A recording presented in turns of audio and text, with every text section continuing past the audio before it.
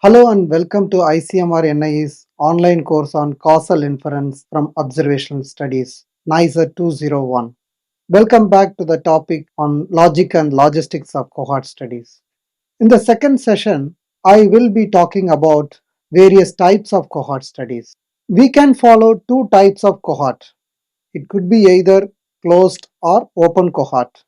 Open cohort is also called as dynamic cohort or a dynamic population. Closed cohorts will have fixed membership.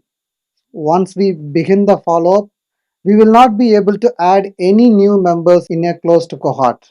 In contrast, we can add new members in open cohort. Cohort size will decline over time in closed cohorts due to deaths, loss to follow-up, or development of disease. Whereas in open cohort, the cohort size will be stable. Ideally, study investigators will try to follow up the members in a closed cohort even if they leave the study area.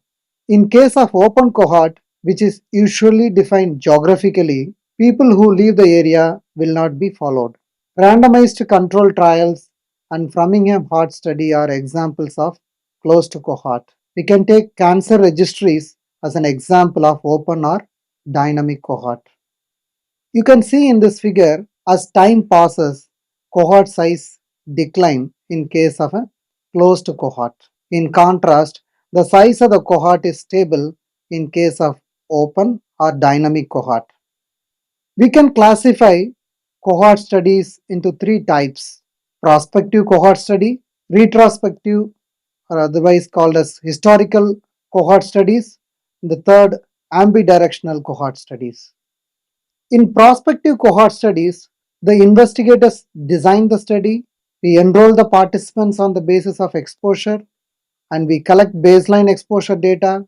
Then the participants are followed over a period of time to record the development of any of the outcomes of interest. The Framingham Heart Study is a good example of a large prospective cohort study.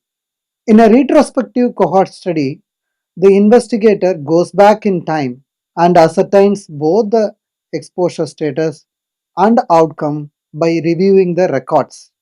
Retrospective cohort studies are helpful for studying unusual exposures or occupational exposures.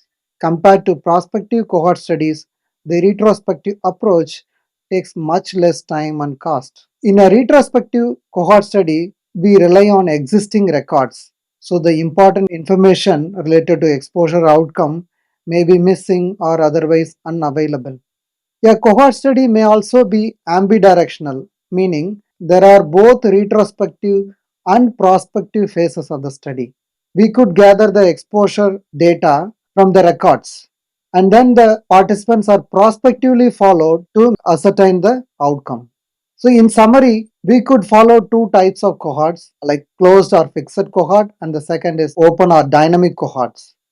Cohort studies are classified into three types, as we have discussed: prospective, retrospective, and ambidirectional, based on the start of the study with respect to calendar time. We have to remember, in all the three types, the direction of investigation is always from exposure to outcome. Thank you.